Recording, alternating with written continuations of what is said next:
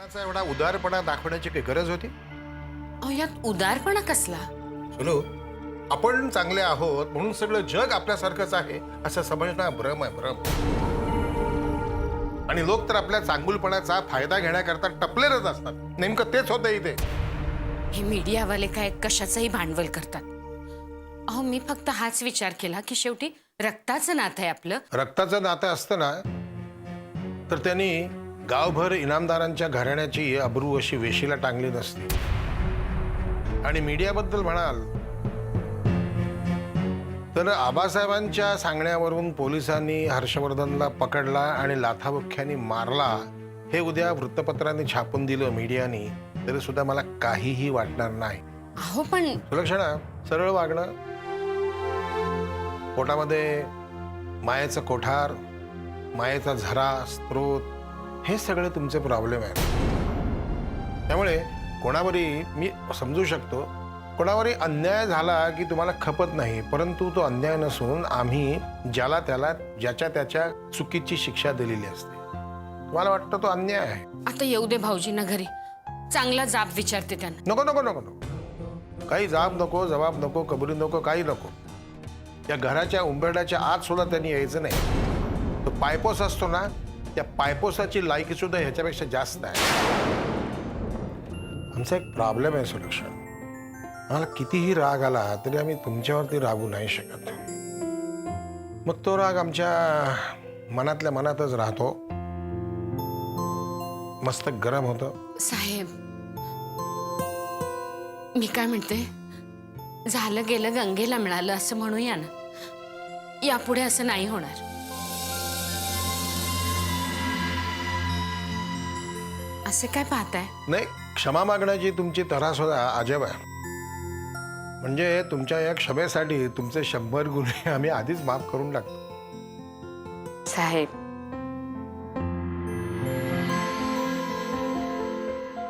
डोकं शांत झालं असलं तर गरम गरम थालीपीठ केलंय, खाऊन घ्या.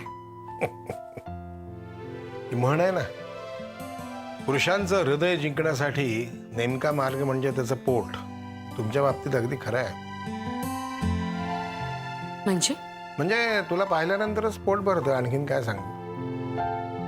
खाणं टाळण्याचे बहाणे नकोच साहेब. हो विसरलेच, आणखीन एक सांगायचं होतं. डॉक्टरांनी सांगितलं की राजवाड्यांची ज्या व्यक्तीमुळे अशी अवस्था झाली आहे तीच व्यक्ती त्यांना पूर्ववत करू शकते. काय तुला म्हणायचं काय, आम्हाला नीट समजू दे. म्हणजे आपण कामिनीला जर आज काय तुला झालंय काय सुरू?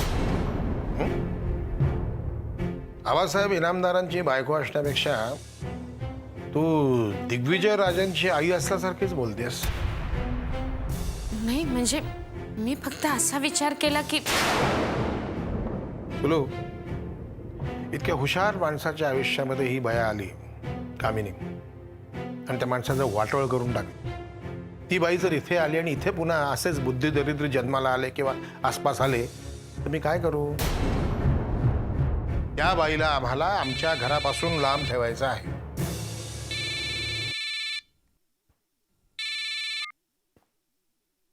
आबासाहेब इनामदार,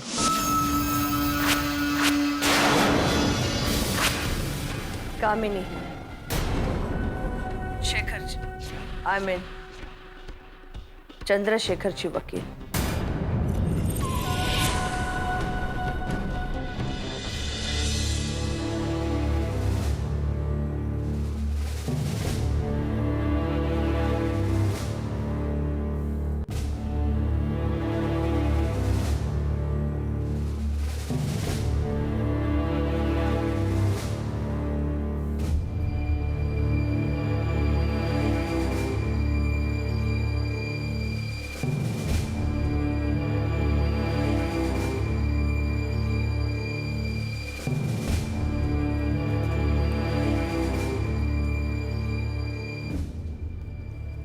डॉक्टर, काय झालंय आईला?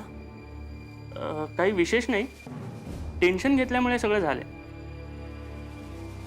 तुम्ही त्यांची काळजी घ्या.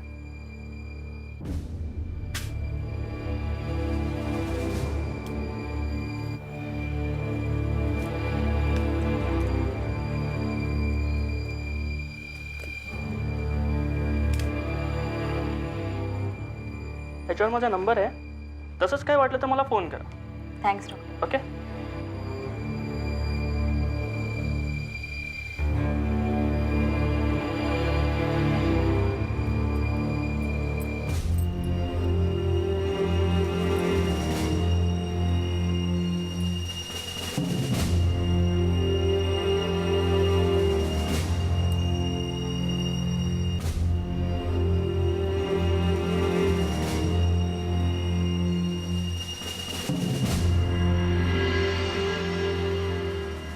बोला. I want to meet you. आम्हाला तशी गरज वाटत नाही. But I need. मला गरज आहे. आणि मला भेटायचं नसेल तर तुम्हाला पोलिसांना भेटावं लागेल. Whether you need or not. अरे वा, महाराष्ट्रामध्ये आम्हाला पोलिसांचा धाक दाखवणाऱ्या तुम्ही पहिल्याच आहात. हे तुमच्या धाडसाबद्दल तुमचं कौतुक करावं तेवढं थोडं आहे. कायद्यासमोर सगळेच सारखे असतात. आणि ते नसतील तर त्यांना सारखं करायला वकिलाला वेळ नाही लागत. मला स्पष्ट बोलणारी माणसं आवडतात. मला सुदर्शन शेट्टीचे थ्रेटनिंग कॉल्स येत आहेत. शेखर आय मीन राजवाडे कुठे ते विचारायला. सुदर्शन शेट्टी. काय झालं चंद्रशेखरला? Where is he. काय ठणठणीत आहे, काही काळजी करू नका. त्याची काळजी घेण्याकरता त्याच्या जवळचे रक्ताचे नातेवाईक अजूनही जिवंत आहेत. तेव्हा भाडोत्री नातेवाईकांची आम्हाला काही गरज नाही. आणि हा जो सुदर्शन शेट्टी आहे त्याचा इनामदार घराण्यातल्या कुठल्या इनामदारांशी कुठला संबंध आहे, कसा संबंध आहे हेही हुडकून काढलं जाईल. आणि जो काही संबंध असेल त्याची व्यवस्थित काळजी घेतली जाईल. आपण चिंता करू नका. आपण जिथे आहात तिथेच राहा. ही काळजी करण्याची, चिंता करण्याची नाटकं नकोत.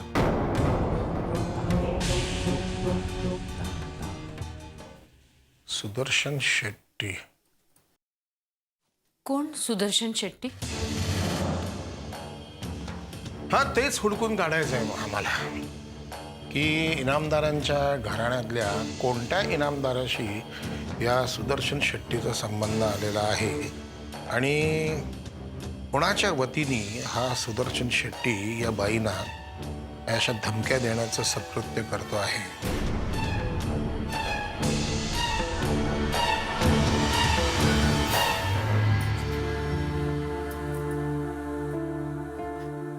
सोनावणे साहेब, ही जरा औषधं आणता का प्लीज? हो हो. ताईंचं कसं आहे आता? तिला टेन्शन आलंय हो. म्हणजे येणारच. कामिनी येते ना आता. बरं, तुम्ही ती औषधं लवकर आणा ना पटकन. हो, मी आणून. थँक्यू. हो.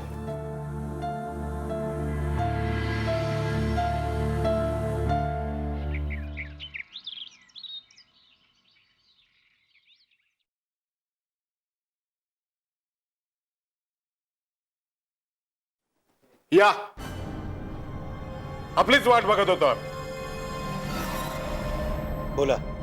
तुम्ही आमच्या विरुद्धची कोणती दुश्मनी अशी बाहेर काढताय?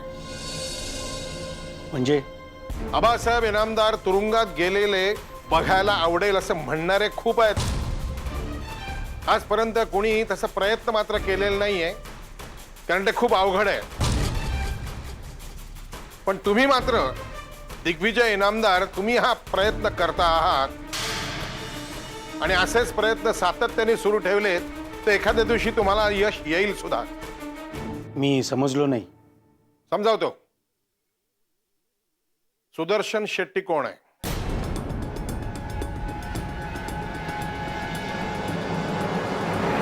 तो म्हणजे त्याचा इस्टेट एजन्सीचा बिझनेस आहे. त्याचा बिझनेस काय हा प्रश्न विचारलेला नाही आम्ही. तो कोण आहे असा प्रश्न विचारला. गुंड आहे. तुमचे त्याचा संबंध? आबासाहेब मी त्याला ओळखतही नाहीये. संबंध आहेत. तुमचे त्याचे संबंध कसे आहेत? मैत्रीचे. मैत्रीचे. तुमच्या या मित्राला लंडनच्या त्या बाईचा फोन नंबर कोणी दिला? आम्ही तुम्हाला प्रश्न विचारला, लंडनच्या बाईचा फोन नंबर तुमच्या या मित्राला कोणी दिला? मी दिला. का? कारण राजवाड्यांच्या अशा अवस्थेला तीच बाई कारणीभूत आहे. आणि काही झालं तरी मी तिला या घरामध्ये येऊ देणार नाही. या घरामध्ये कोणाला येऊ द्यायचं आणि कोणाला नाही हे ठरवायला आबासाहेब इनामदार जिवंत आहेत. तुम्हाला तुमच्या या मित्राचा व्यवसाय माहिती आहे, त्या बाईचा व्यवसाय माहिती आहे का? वकील आहे ती, वकील. कायद्याचं ज्ञान आहे तिला. एका क्षणात पोचवेल सगळ्यांना. धमकी देणं हा सुद्धा खूप मोठा गुन्हा आहे, याची कल्पना आहे का तुम्हाला? आबासाहेब पण मी तिला धमकी दिलेली नाहीये. मी फक्त नसतो कायद्यात, बरं का? कायद्यामध्ये फक्त नसतो. कायदा सरळ साधा असतो, तो माणसांना उचलतो आणि देशोधडीला लावतो. हजारदा सांगितलेलं आहे, कायद्याच्या भानगडीत अडकू नका. तर कायदे तज्ञांनाच धमक्या. काय तुम्ही आम्हाला काय पोचवायला निघालेलात का? पण आबासाहेब आम्ही हे आपल्या घराच्या भल्यासाठी केलं. स्वतःचं भलं बघा. या घराच्या भल्याचा विचार करायला आम्ही जिवंत आहोत. निघा आता.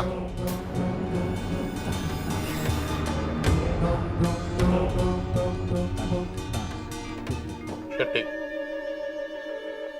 रिंग जाते साहेब.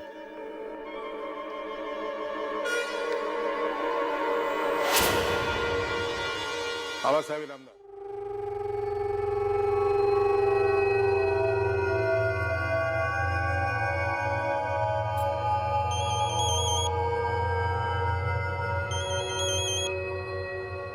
हॅलो. हॅलो नमस्कार, मी सरोज बोलते. नमस्कार नमस्कार. कशा आहात आपण? मी बरी आहे. आपण कसे आहात? अहो तुमच्यासारखे हितचिंतक आमच्या पाठीशी असताना आम्हाला कसली आली आहे चिंता? माने साहेब, हा तुमचा मोठेपणा आहे की आपण आम्हाला आपले हितचिंतक समजता. नाहीतर आम्ही अगदी निष्क्रिय झालो होतो. अहो स्वतःला कशाला दोष लावून घेता? आता राजकारण म्हटलं की चढ उतार आलेत ना. या खेपेला रसद थोडी कमी पडली आणि आबासाहेबांनी बाजी मारली. पण माझे शब्द ध्यानात ठेवा, 100 सुनार की एक लोहार की. आता त्याचीच वेळ आली आहे. आता आपल्यालाच काहीतरी करावं लागेल. काही समजलं नाही. नाही नाही, तुमचं बोलणं काही ध्यानामध्ये आलं नाही. काही मदत हवी का तुम्हाला? नाही, मदत मला नाही. मदत दिग्विजयला हवी. काय ना माने साहेब, त्या पॅनल प्रकरणामुळे मी दिग्विजयला डायरेक्ट मदत करू शकत नाही. मनात असूनही मी माझ्या भाच्यासाठी काही करू शकत नाही हो. पण दिग्विजय तुमचा जावई आहे, त्यामुळे आपण त्याच्यासाठी काही करू शकलात तर.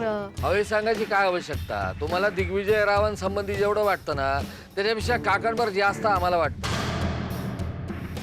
बोला, काय करू दिग्विजय रावांसाठी? आत्ताच्या आत्ता माझी सारी इस्टेट त्यांच्या नावावर करू का? नाही नाही, इस्टेट नावावर करायची काहीच गरज नाही.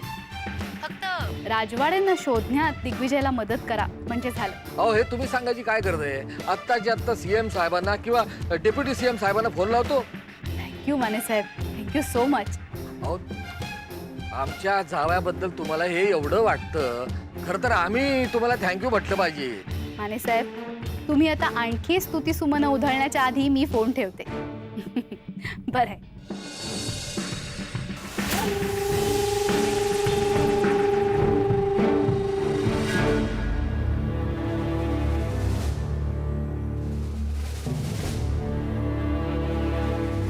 चहा घेता ना?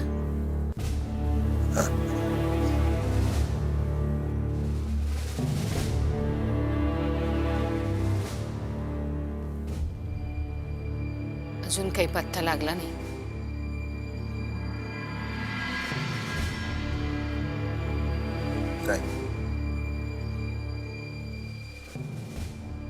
काळजी करू नका. प्रयत्न चालूच आहेत ना. आपण देवाची प्रार्थना करूया. आम्ही सगळे प्रयत्न करतोय, पण आता काय ईश्वराने आमची परीक्षाच घ्यायची ठरवलेली आहे. तेव्हा त्याला आता फक्त शरण जाणंच बाकी राहिलेलं आहे. अहो, उगीच काही बाई बोलू नका मग काय आणखीन काय करू? साहेब. मी सांगते, देवावर विश्वास ठेवा, सगळं ठीक होईल.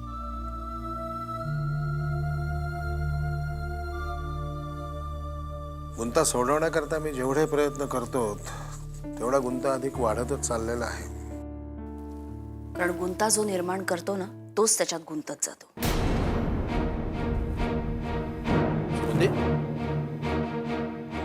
कारण आज जी काही परिस्थिती निर्माण झाली आहे ना, ती तुझ्यामुळे निर्माण झाली आहे दादा. सुमती, तुला असं नाही वाटत की तू आपल्या भावावरती आरोप करतेस? हो, कारण तुझ्या मर्जी विरुद्ध जाण्याची कोणाची हिंमत नाहीये दादा. आणि आज राजवाड्यांवर जी काही परिस्थिती उद्भवली आहे ना, ती केवळ तुझ्यामुळे. माणसं जरा शांत व्हा तुम्ही. कशी शांत राहू मी वहिनी? तुम्ही राहू शकाल शांत? जेव्हा तुमचा नवरा अडचणीत आहे तेव्हा तुम्ही राहू शकाल शांत?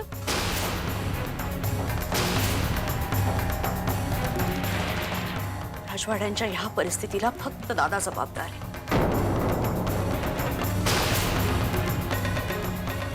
यांनी कधीही दादाकडे मान वर करून बघितलं नाही. दादाचा शब्द म्हणजे सर्वस्व मानलं यांनी. आणि दादाने मात्र जाणून बुजून यांना या परिस्थितीत गुंतवून स्वतःच्या फायद्यासाठी त्यांनी राजवाड्यांच्या बुद्धीचा आणि प्रामाणिकपणाचा वापर केला. आणि ह्या आबासाहेब इनामदारांचा शब्द पाळत पाळत राजवाड्यांची आज ही अवस्था झाली. सुमती, असं काही नाहीये. दादा, राजवाड्यांचं जर काही बरं वाईट झालं ना, तर मी तुला कधीही माफ करणार नाही.